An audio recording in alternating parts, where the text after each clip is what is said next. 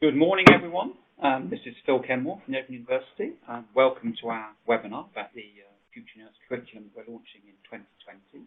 We're very pleased you've been able to join us this morning. We believe we've got well over 150 people from different employers on the webinar this morning, we hope. So we're looking forward to taking you through the new curriculum we're launching next year and all the ways that the Open University delivers the nursing degree and the nursing associate programs. So just start with some introductions. I'm Phil Kenmore, as I said. I'm the Head of Healthcare, Government and Defence from the Open University, and I'm joined by Wendy Turner. Good morning, Wendy. Hello there. So I'm Wendy Turner, and I'm Associate Head of School for Health, Wellbeing and Social Care, and I specifically look at curriculum. I am a nurse myself. I'm dual registered as a Children and Young People's Nurse and a Learning Disability Nurse. Welcome to our webinar. So Wendy and I are going to take you through the presentation this morning, joined by a couple of fantastic colleagues in the room who are going to be doing the responses on the chat for you as we go along. So I've got my colleague Janet Webb from our School of Health, Wellbeing and Social Care, who's the Associate Head of School for Professional Programmes. I've also got my colleague Angela Gill, who's from our Health and Social Care team, and Angela's doing the typing as well as responding to questions with Jan as we go. You can ask questions in the chat any time as we talk along, and we'll try to respond to them, or Janet and Angela will try to respond to them as we go along. And then Wendy and I should talk, we hope, Wendy, don't we, for about 45 minutes or so. Yeah. And then at the end of that, hopefully there'll be some time for us to actually pick up some of the key questions that have come up and try and answer those ourselves for the conversation. We may get Angela and Jan to talk as well. Yes, that's fine. So what we'd like to say as well is that we've got on the webinar, we do understand that there are some of you, of course, who may be here as potential students, as potential learners. If you've got any specific questions relating to your personal application for one of these programs, we won't be answering personal questions, obviously, on the chat today. We'll obviously try and respond generically as best we can, but we will follow up, and everybody who has a personal question about their own application will be contacted, and we'll do our best to answer that question for you to help you get onto the program.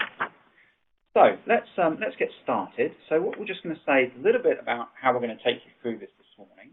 We're going to give you a very brief introduction to the Open University, just to give you a sense of who we are and what we do, for those that perhaps might not know us too well. We're going to talk about the OU nursing programs, so the nursing degree, the nursing apprenticeship, and of course the nurse associate program. We're going to talk a bit about how the OU delivers our nursing programs, which is quite different, isn't it, Wendy? It is. We're very excited to tell you about that. And then we'll talk a bit about our recruitment and entry criteria, and of course also the support that we offer to students, which is quite different and quite incredible in terms of the wraparound that we offer for students. So hopefully that's what you're expecting. So just start with a little bit about the Open University, and I'll just start with this. So the Open University, as many people know, is 50 years old this year. It's our 50th anniversary. Our mission is to be open to people, places, methods, and ideas. And we exist in order to open up education for people. We believe that education should be open to anyone, anytime, any place. And that's reflected in the fact that we support many different types of students to study, both for nursing and our other programs, that perhaps wouldn't get the opportunity to study at other universities. The Open University has currently got about 175,000 students. We're one of the biggest universities in Europe. And since we started, we've had over 2 million graduates. So we've certainly got quite a scale in terms of how we operate. In relation to nursing, we've been delivering nursing programs since 2002. We've actually got about 1,600 or just over 1,600 students currently on program, of whom about 500 or so are on apprenticeships, both nurse associate and the nursing degree apprenticeship. We are currently the largest provider of the registered nurse degree apprenticeship in England. I was going to say the UK then. The Open University is, of course, a Four Nations university, and we'll talk about the work in the different Four Nations as we go through this presentation. The apprenticeships are mostly in England, of course. The other thing I think it's just worth flagging about our nursing programs is we have a 91% retention rate, which is very high compared to many of the other programs delivered around. Very proud of that, and it reflects, I think, the nature of the support that we offer students to come all the way through. In terms of our apprenticeship programs, which we'll say a little bit about today, the Open University has got a 98% satisfaction rate for our apprenticeship rates across all the apprenticeships that we do. So we're also a very significant player in apprenticeships and the market for apprenticeships at the moment. So let's talk a little bit about Future Nurse and about the Future Nurse proficiencies. Okay, thanks, Phil, for that great introduction. It gives us a lot of context about how we're putting together our Future Nurse curriculum, our Future Nurse programmes, and this reach to lots of students who would not necessarily think of coming into higher education to become a nurse. So I'm going to make an assumption that you're probably familiar with this slide, which comes directly from the Nursing and Midwifery Council. And we've included this right at the start of this presentation because it underpins our Future Nurse programme. It's about what we've created, and it's also about what people want to become a future nurse, and also from their future nurses as we go forward in 2020. You'll be familiar that there are 7 platforms around accountable professional, promoting health and preventing ill health, assessing needs, planning care, providing and evaluating care, leading and managing nursing care and working in teams, improving safety and quality care, and of course, coordinating care. And it's to remind us that we've got this right at the front, that the statement that runs alongside future nurse proficiencies is that students must be able to demonstrate a greater depth of knowledge and the additional, more advanced skills that are required to meet specific care needs of people in their chosen field of nursing practice. And that's really key to us as we move forward with our nursing degree offers.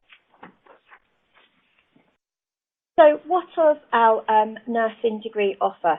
So our Future Nurse programme prepares students for entry to the NMC register, and that is as an adult nurse, children and young people's nurse, learning disability nursing, or mental health nursing.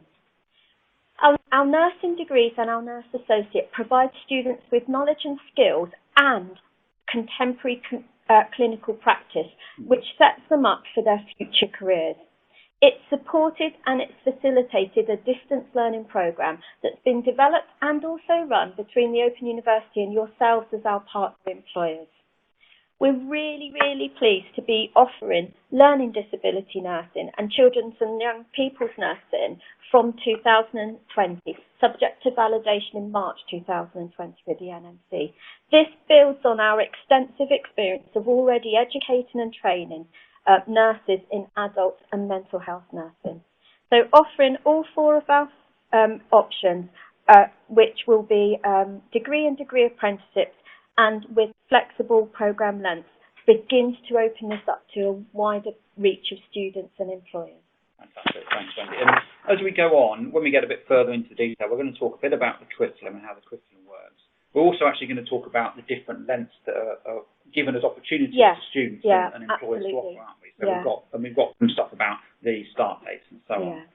So we just wanted to say a little bit about how we develop our curriculum and our courses in partnership.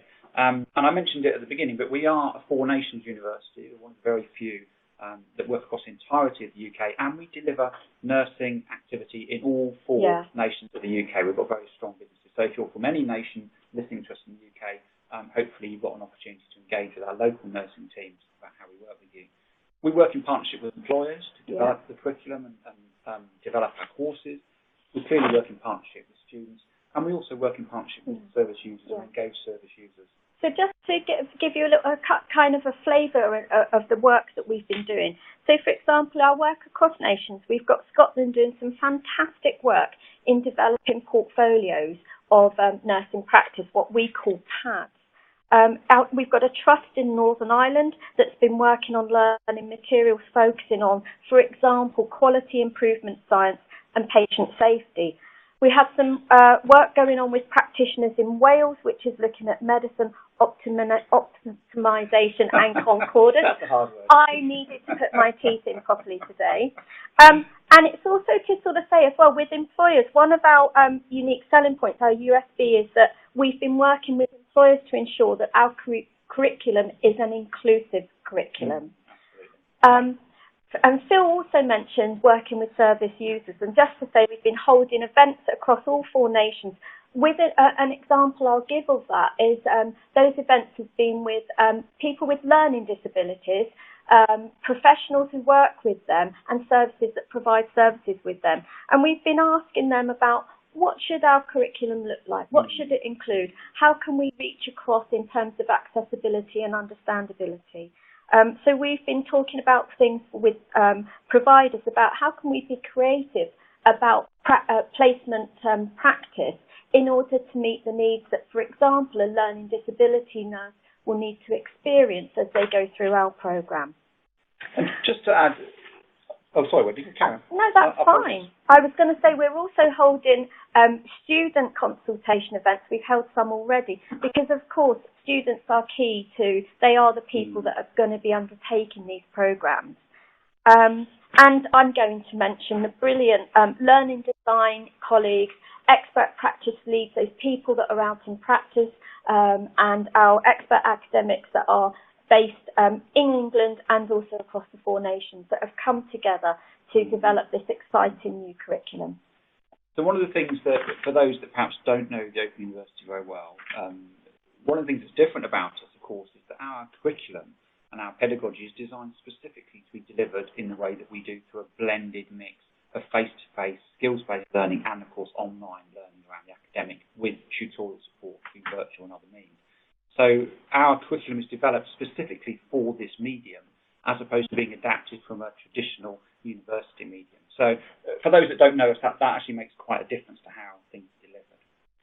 So we just wanted to say something quite specifically about the 4 nations, just so people know that, you know, things are different across the 4 nations. We know that healthcare is one of the devolved parts that work in 4 nations. And of course, you've got some variations. You've got, you know, significant apprenticeship activity going on in England, for example. But we've got some great things going on in Scotland and Wales around widening access. We have, yeah. Scotland and Wales have been supported to look at specific programmes of widening access for people who might not consider higher education is for them.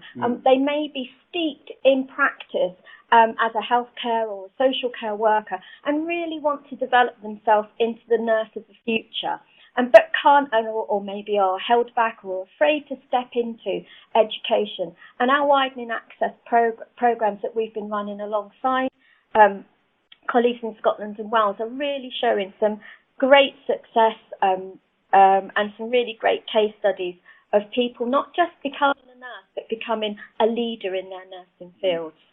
And you'll notice from this slide as well, but it's worth just mentioning that, of course, we work quite extensively with private, voluntary and independent sector as well. So, you know, it's not just the NHS. We have lots of employers who are from PBI as well.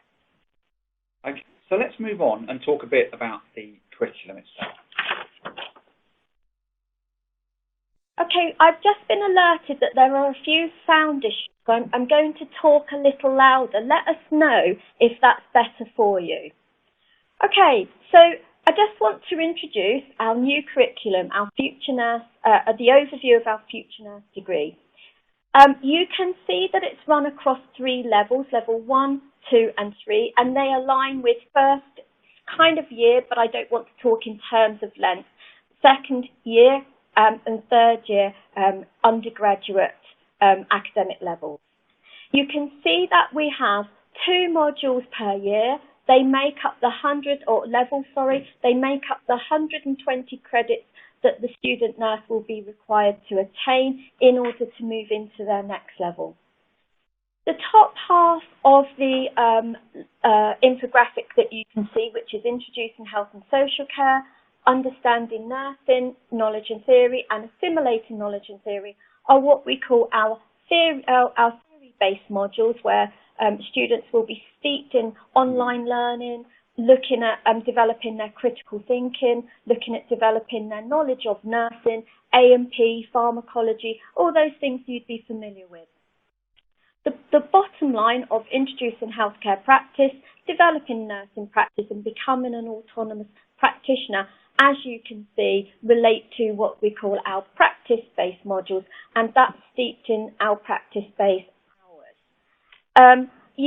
Our learners will be focusing on their field-specific areas right from the start, right from the point at which they registered to become a student with us. This programme incrementally builds knowledge and skills and themes that are based around the NMC competencies and standards. You can see our final module, which is becoming an autonomous practitioner, is actually field specific. So it's adult, children and young people, learning disability and mental health. And we've arranged it in that way so that it means that the student is awarded their registered nurse degree with a field specific title to that. But as I said just a second ago, they will be looking at and focusing on their field specific area of nursing right from the very start. Learning materials have been designed across all four fields of practice, but with an emphasis on the application of theory to their own field of practice, and there is shared learning experiences throughout the whole of the programme through mixed tutorial groups. It sets the foundations of further study as we go across each level, and we are looking at aiming to increase breadth and depth of exposure to their fields of practice alongside the learning that I've explained. Fantastic, thanks, Wendy. That's brilliant. And just to say that, of course, we're also doing the nursing degree and the nursing apprenticeship. The curriculum for the nursing apprenticeship is effectively the same, but obviously it runs as an apprenticeship with the variation that you would expect in relation to that. And the students would take an endpoint assessment having completed all of their study across level 1, level 2 and level 3. Excellent, thanks, Wendy. So we also wanted to say something about the nurse associate. We understand and we appreciate this is for England only, but we think it's quite important because obviously the numbers of nurse associates are rising very rapidly in England. I think there's about 6,000 now either in post or in training. We know that Health Education England have got a target of 7,500, I think, per year, and it's going to be a key part of the NHS, the Health Education England workforce plan and the NHS plan going forward. So Wendy, do you want to say something about the nurse associate? Yeah, thanks, I would. So we're really proud about our offer for our nurse associate qualification. And as you can see, there's a mirror of level 1 to our first level of nurse degree. And the change that you'll notice is in the top right-hand corner, which is a module called Nurse Associate Theory for Practice. And that allows, that concurs with the rules and regulations about the amount of credit that nurse associates need to gain and can port into the final level of study to move up to a degree if they so wish. The nurse associate needs functional skills on entry, and we would be supporting them to do that. So we're looking at maths and English there. Nurse associate doesn't need it on entry. Sorry. Yeah, I was just about to say that. Sorry, apologies. Apologies, I've just realised my error. I've written the wrong thing down. We support students to gain this while they're with us, and that makes us quite unique in this offer of nurse associate. So we're aware that stepping into becoming a nurse associate, being a little bit worried about level of maths and English, through level 1, the students are supported, and we're very used to doing that support for those students. So just for absolute clarity, so in terms of the nursing degree, the nursing degree and the nursing degree apprenticeship, functional skills are required on entry, as required by the NMC. In terms of the nurse associate with the Open University, we help develop functional skills during the programme. We do not require it on entry. And we'll say that again towards the end of the Yeah, thank you. Thanks for that clarification, Phil. Sorry. Okay. So it's a flexible pathway across, and it can be as low as 18.5 hours per week if you're thinking about how will this fit in. We already have some nurse associates that are currently on programme, and you'll probably be thinking, I wonder if things will change in 2020. For those students, they will continue as they are. Yep, and again, just to mention as well, the nurse associates will be looking at things like medicine management, pharmacokinetics, and all those kind of things that they need to achieve in order to be ready to transfer onto the nursing degree if they so wish. Fantastic, thanks, Wendy. So what we thought we'd do, we thought it might be useful just to say a couple of things over a couple of slides about transitioning both nurse associate from an OU course onto OU nursing, but also from those coming from elsewhere. So we thought we would say a little bit about transition. People often ask questions about this, don't they? They do. So, and it isn't just students that say, how do I move myself across from nurse associate onto the final part of the degree, if that's what they want to do. So you can see that we have the nurse associate here. I'm speaking a bit louder again. Hopefully that's helping everyone. As we move to the middle box, we've got a module called Understanding Nursing, Knowledge and Theory. This is a module which allows students to create a portfolio that shows their practice around what they've done during their nurse associate time. It allows them to gain those credits of 60, which can be transferred into level 3 of their final nursing degree, if that's what they do. They will be required to apply for the credit mitigation or credit transfer if they come to us from another provider as well.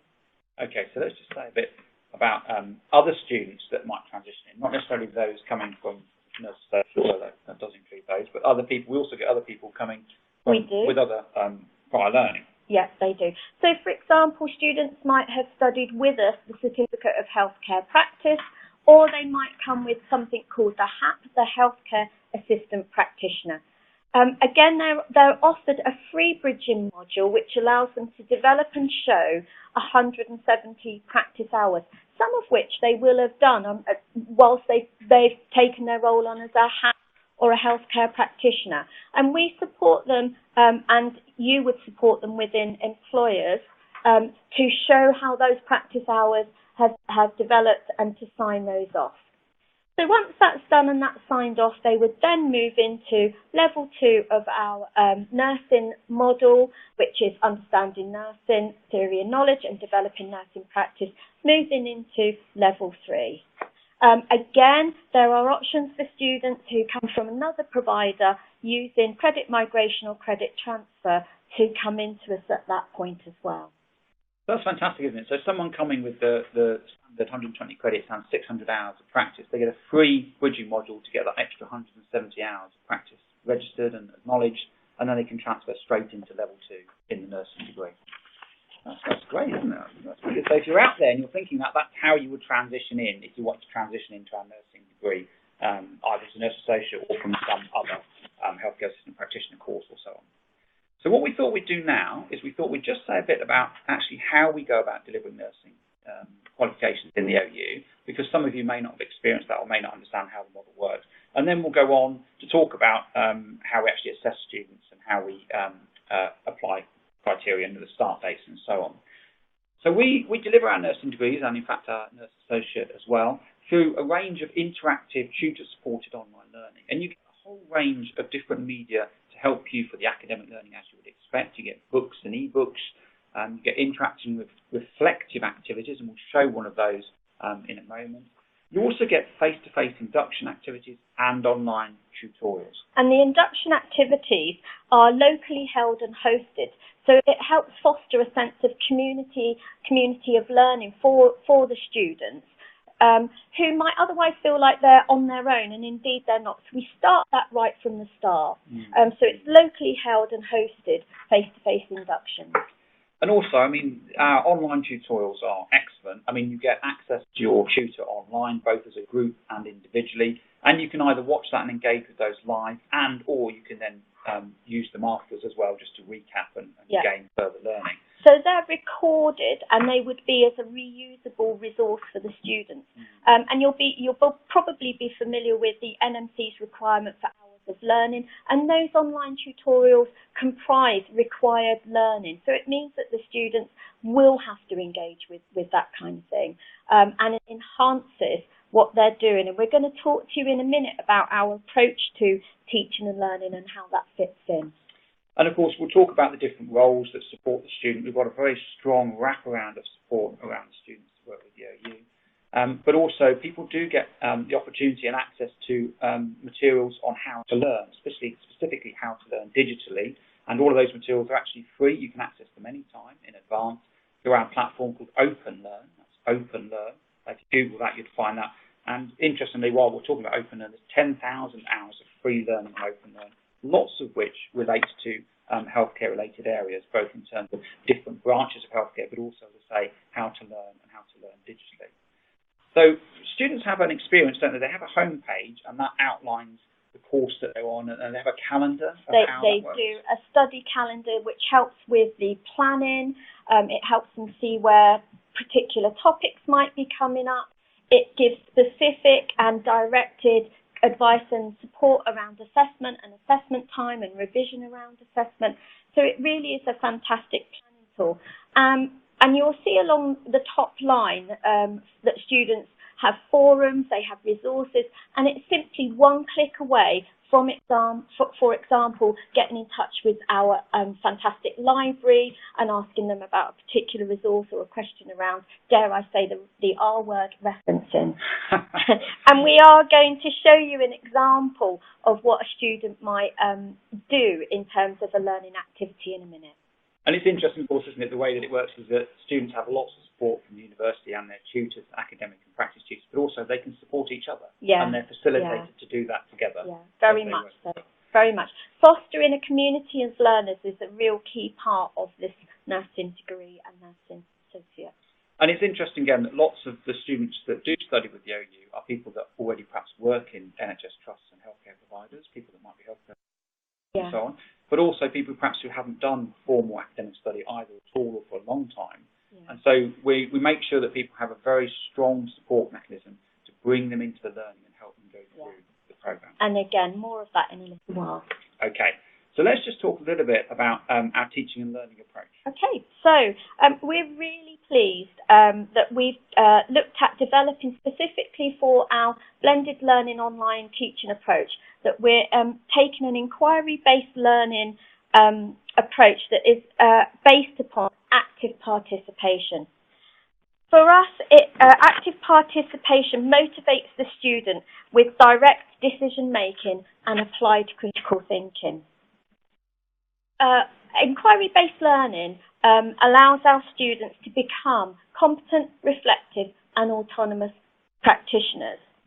It constructs learning and knowledge in a way that is both contextual and participatory, and this gives rise to collaborative study and work and outcomes, and develops students' knowledge, not just as part of a team and as developing themselves as a learner, but in context too. This is how it works within health and education and health and social care and all those kind of ways in which our future nurses are going to have to work. It's a group-based teaching approach. It bridges the practice theory gap using teaching strategies that require the students to research and inquire, relate and explain theoretical knowledge to their practice. Further, it guides students in this notion of being competent, reflective and autonomous, because they become able to think critically, to problem solve and to respond. And that's exactly what we're going to want in these fast-paced health environments. It constructs the students' learning and knowledge. It is contextual and participatory, as I've said, and it emphasises active and cooperative learning. It's a group-based teaching approach, which is our last point, and that group-based approach comes from the online tutorials that we've mentioned already. It promotes the students' learning that needs to be practical, it needs to be negotiated, and it develops our students within, as I said just a minute ago, within the team and within the themselves as a leader. Okay. Great. So should we have a look at something? We are. We're going to. So this slide now, I'm just going to introduce.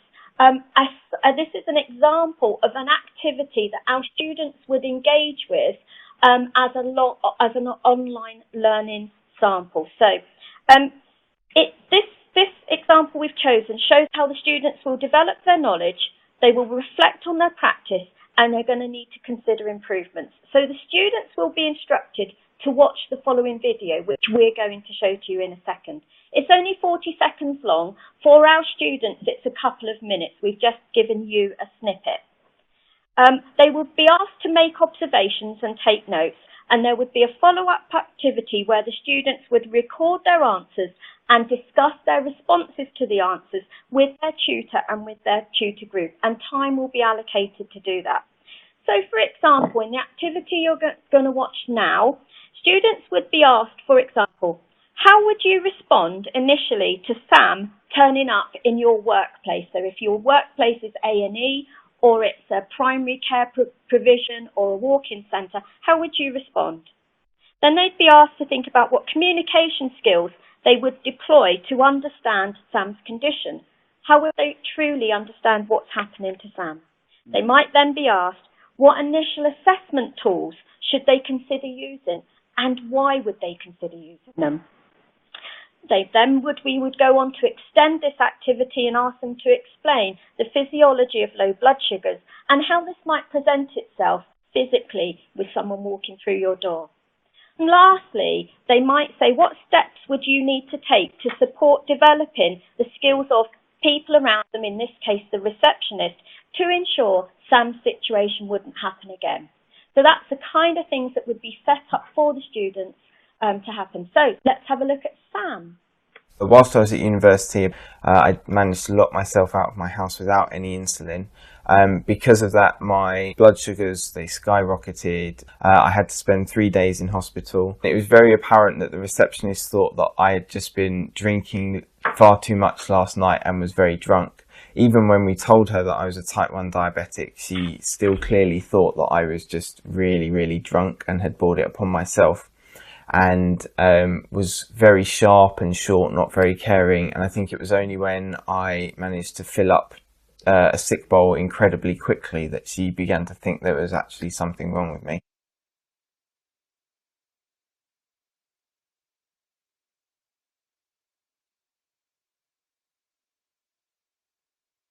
Okay, fantastic. So that was just an example, as Wendy said, a very small snippet. That would normally be a 2-minute video or so. Each of our videos is normally about 1.5 to 2 minutes for students to look at.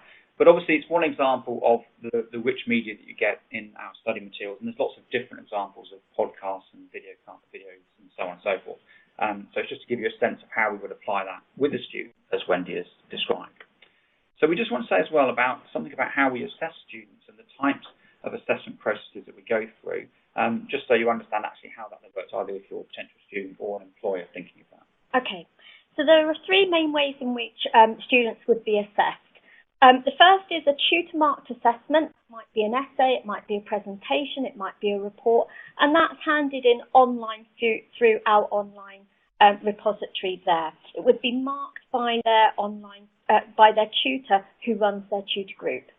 There are also things called interactive computer marked assessment, and that would be a bit like an online quiz with instant feedback. So, for example, we might test drug calculations or numeracy through an interactive computer marked assessment.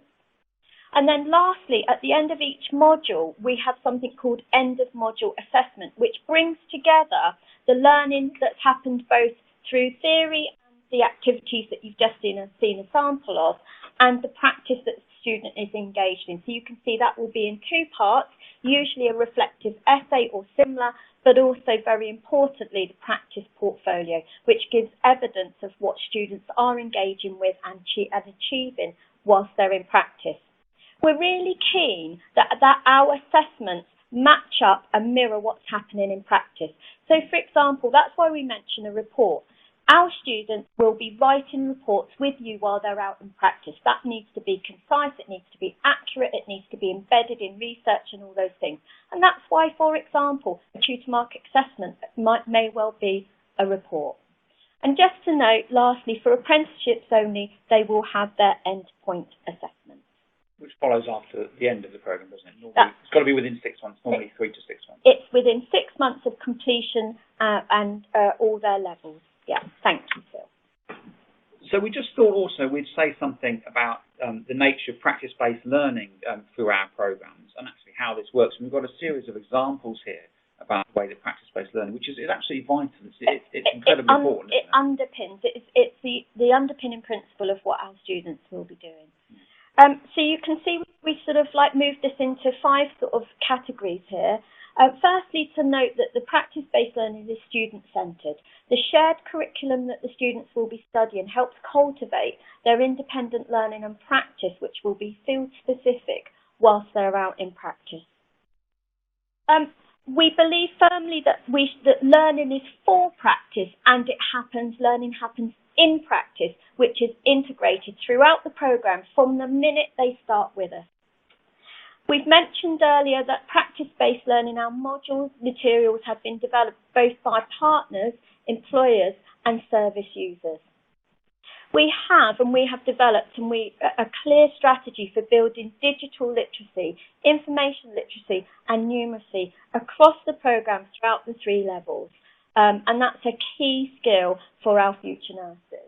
And it's something that, looking forward in terms of the workforce plan and the planning for workforce transformation across the healthcare services in the UK, I mean, digital literacy is absolutely vital, isn't it? And of course, our learning approach completely supports that already. It's completely embedded in that and develops incrementally as we move across levels 1, levels 2 and level 3. And our last point around integration of study skills and support. So the Open University is fantastic at supporting students as they move into higher education and their studies, and then they move across the levels and develop themselves. You will so for each level there are introductory and then incrementally developed study skills and study skill support. How to write an essay, how to write a report, how to use research, how to search for research, how to embed that research in the work that you are doing, both academically, theoretically, and then using that out in practice. And as we've said already, that's designed specifically as well for people who may not have had any formal academic interaction for quite a long time, and actually perhaps haven't got certain qualifications that others might have. Yeah, and we're very, very successful at doing that. So I'm just going to make one last point on practice period pathways, which I'm going to guess that some of you are wondering about. So practice period pathways will be different from what they are now. So just to say that from the onset. And part of the reason for that is because the hours for practice have changed, and that's to do with NMC. And we are now going to be, we've inserted 770 hours of practice into each level. So that is equally distributed across level 1, level 2, and level 3 at 770 hours at each level. It will transfer that will be 3 practice learning periods in each level, so that will be 9 across the programme. And we've also listened to your feedback as employers and also students who have fed back to us, and we're going to place the core practice base at the end of each level because that helps support the transition for the students and for practice. So that's how our practice periods pathways will look. Fantastic, that's really helpful, thanks.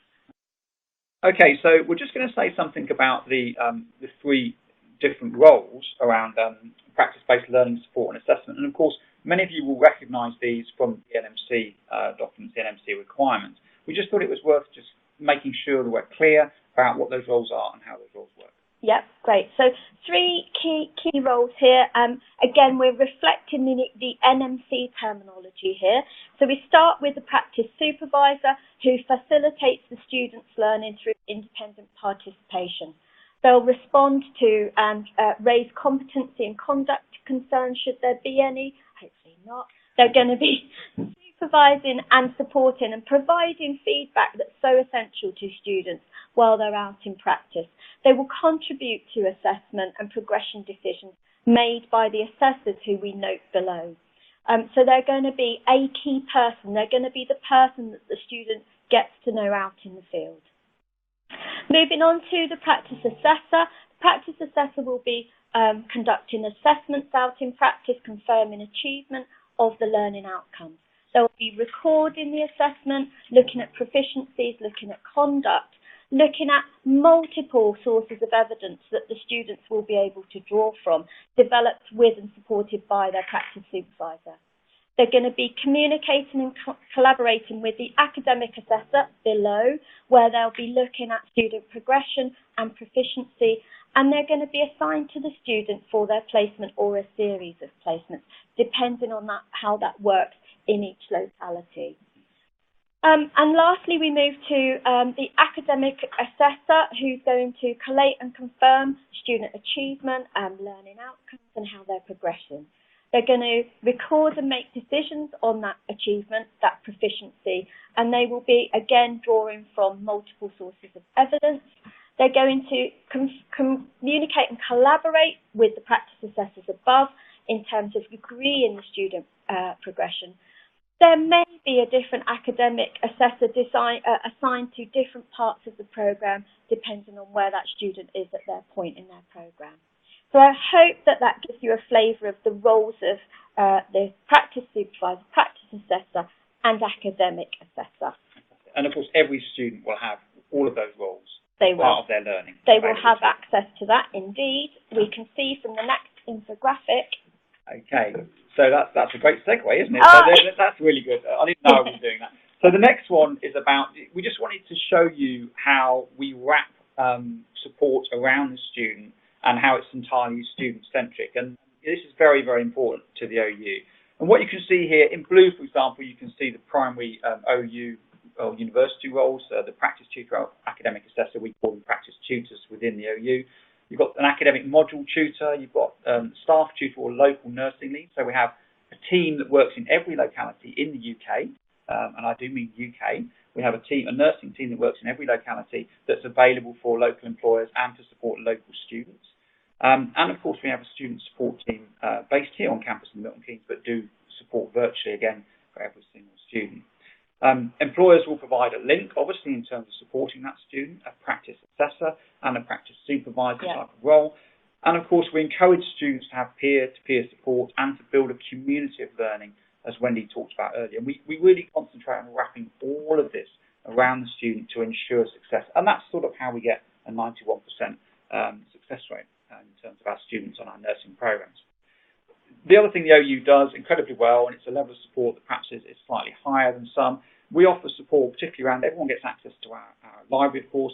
We have an IT help desk, as you would expect, which is available to students all the time to enable them to support their any IT challenges. We have the student home, which we showed earlier, the front page where students go to access not only their learning materials, but also forum and other support to help them. We mentioned the student support team, which is available to students to support them in any way that they need support in terms of their learning. We have a module team around each academic module, and of course we offer functional skills delivery. We have a team that helps people build their functional skills, and we're very focused on helping people because we will take people who perhaps haven't had opportunities for education in the past, that some have. We will help anybody to build their functional skills to the required level, either pre-access to a nursing degree or, of course, whilst they're on a nurse associate program. Thanks for that clarification, Phil. So, we're now going to tell you a little bit about recruitment and selection. So, Phil, do you want to do this? Of course, yeah. So basically, we've mentioned a couple of times already, our entry criteria are very different. We do not require A-levels or UCAS points in the same way as others. We obviously have the NMC requirements around functional skills that we've mentioned for the nursing degree. We don't require functional skills for the nurse associate in advance. And of course, it's worth saying that the requirement is for functional skills at level 2 or equivalent. Employers often ask us what the equivalence means. One of the challenges is that or equivalent is defined for apprenticeships by the ESFA, and it's their decision whether it's equivalent or not. Unfortunately, not ours. We do have a declaration of health and character element, and obviously we do criminal record clearance and occupational health, as everyone else will expect.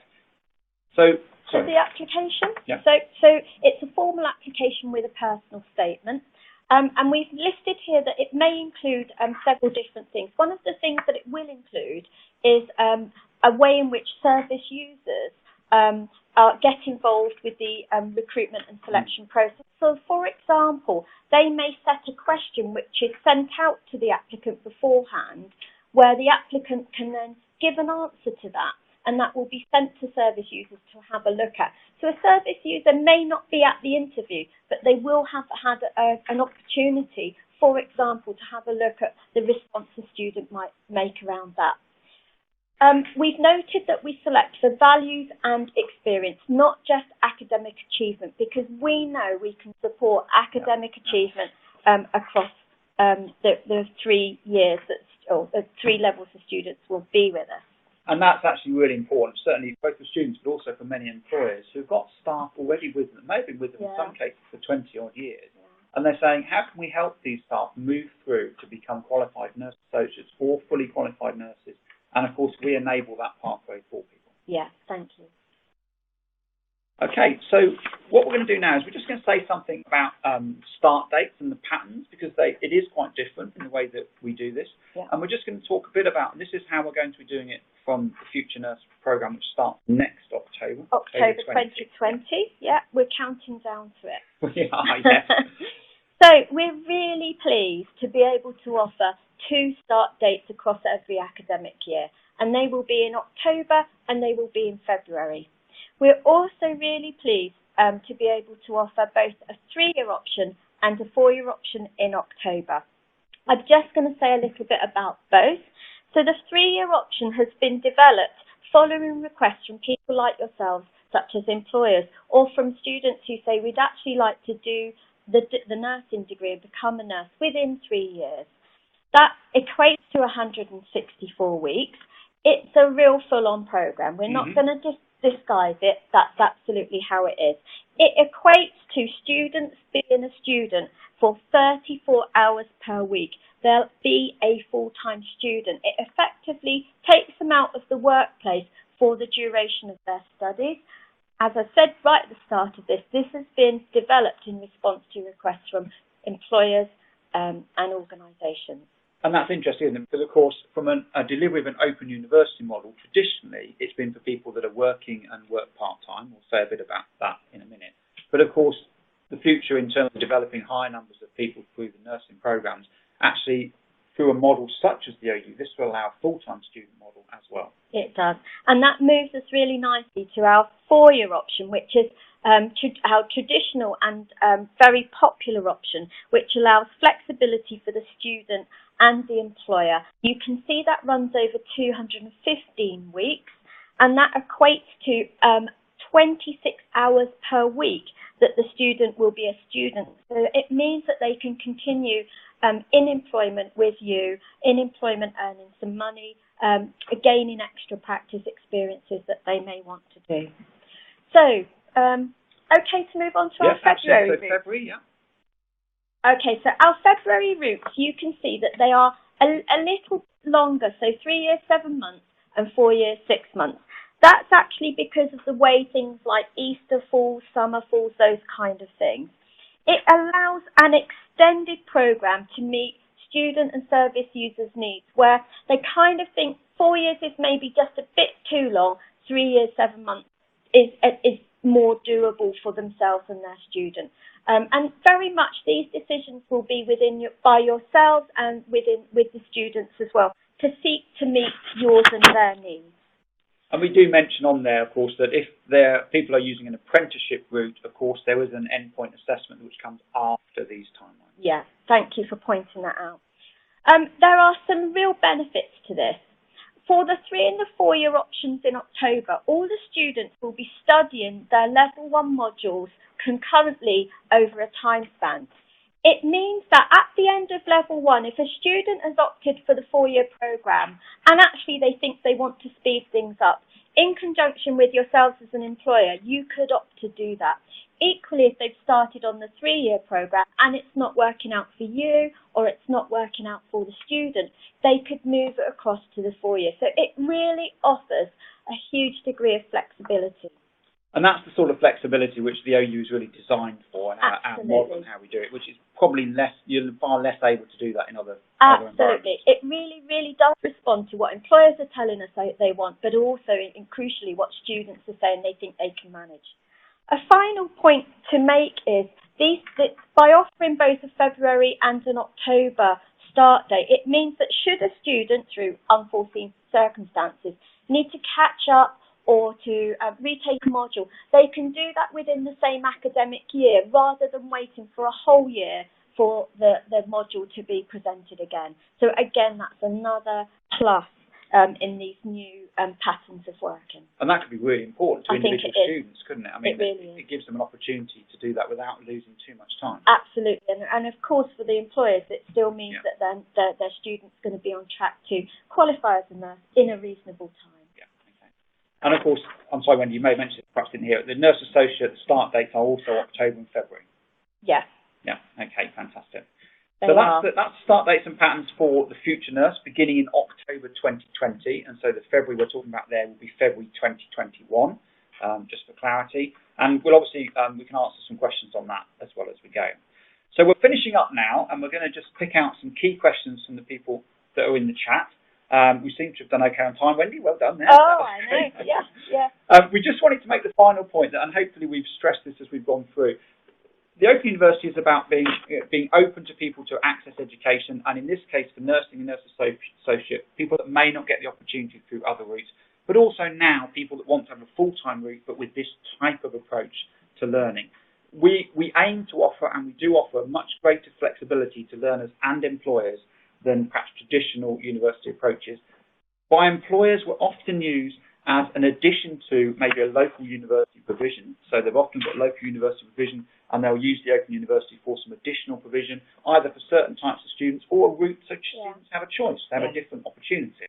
And I think one of the things about our flexible approach is the students stay with you in the workplace. And what we are finding through research, through looking at the data, there is the students that are training with us as the Open University, with you as the employer, are staying with you as qualified nurses. And that's a really important point. You are growing your own and they're staying with you. All of the research is showing how positive and what a difference that is making to developing local services with people that really know what the needs are from a local perspective. That's brilliant. Thank you, Wendy. And I think it would be remiss of me if I didn't mention at this point that, of course, if you want to, or if you have to go through procurement to procure your places for nurse students, the Open University is on a very wide range of procurement frameworks. And if you would like to contact us, we're very happy to talk about which procurement arrangements might be best suited for yourselves. Lots of them now are available nationally in the different nations. And so there's routes which you may not know about, or your procurement teams, we can just help point towards that. Okay, so we've got a few minutes left. Let's just pick up, Wendy, perhaps on some of the questions that have come in. Angela and Janet have been doing an amazing job answering the chat as we go, but perhaps we'll talk about one or two key questions that have come up. So have we got a question that's worth us asking? Well, we've had some queries or inquiries. We've had some inquiries about practice assessment, and it's really just to clarify that the practice assessment documents that are local to the employer will be used. The Open University doesn't have its own practice assessment document, but it will be the document that's used within that local trust. Well, that's fantastic, isn't it? So just to confirm again there that the practice assessment document used for students will be the one used in your local region. We don't enforce one across all of, because obviously we work 4 nations, we work nationally, and we work across the entirety of England. So each region will often have their own, won't they? Yes, they will. And so, for example, if you're working within London, you would be assessed with the Pan-London Practice Assessment Document. If they're in the North East, it will be the North East Practice Assessment Document. Scotland have their own, and Northern Ireland have their own new Practice Assessment Document. That has also recently been approved by the NMC, their approval event, so we'll be using that. There was the approval event in Swansea, so we'll be using that. And Scotland and Wales both have their own as well. Yes, I said that, haven't I? And of course, thank you very much, Jan. And our local teams, our local nursing teams based in each nation or in each geography of England will also know about those. Yes. So they'll be able to engage with employers directly, understanding what those local arrangements are. So what's the next general question that we've had? We've had some queries around the hours that students will be required to do, both if they were to be RPelling in, with bringing in recognised prior learning into the programme from previous qualifications, or just generally if they're on the apprenticeship. But essentially, our students, as anywhere else, will have to complete 2,300 hours of practice and 2,300 hours of theory across the programme. So if somebody was to RPel in with a nursing associate degree, they will only be able to RPel in 50% of the program, of the nursing degree program, apprenticeship or non-apprenticeship. So therefore, they will have to do the number of hours required, and we'll map what they've done previously and using the bridging module to ensure that they achieve by the end 2,300 hours or equivalent, bringing in what they've done before. So we'll be flexible, and basically we will look at what each student needs if they're RPelling in to see how many hours in practice they will have to achieve. In terms of the theory hours, if the modules that they're bringing in are mapped to 180 modules of our nursing degree apprenticeship or nursing degree, then they will do the required modules to ensure that they've got the required credits, which will then equate to 2,300 hours. Thank you, Jan. Fantastic. Great explanation, Jan. Thank you. And so just to remind ourselves then that there's that free bridging module to build the extra hours if required, which students get access to, and we help them to make sure they've got the hours required, as Jan's just reflected there. And we're very happy to talk to individual employers or individual students about their own personal circumstances and therefore how that would work for them. Other queries have been about start dates, which we did cover within the webinar. So again, when the recording is sent out, there'll be, you can re-listen to that. But just to clarify, the start dates for nursing and the nursing apprenticeship are October and February. But the February programs are longer in length for those students who need a longer program to meet their needs. The October start date has got both a longer 4-year program but also the 3-year program for those who want to complete within 3 years. And we just to reflect as well, as Wendy said, we have the ability for students, if they decide at the end of stage 1 to shift between those timelines, yes, if they want to do that, which I think is quite unique.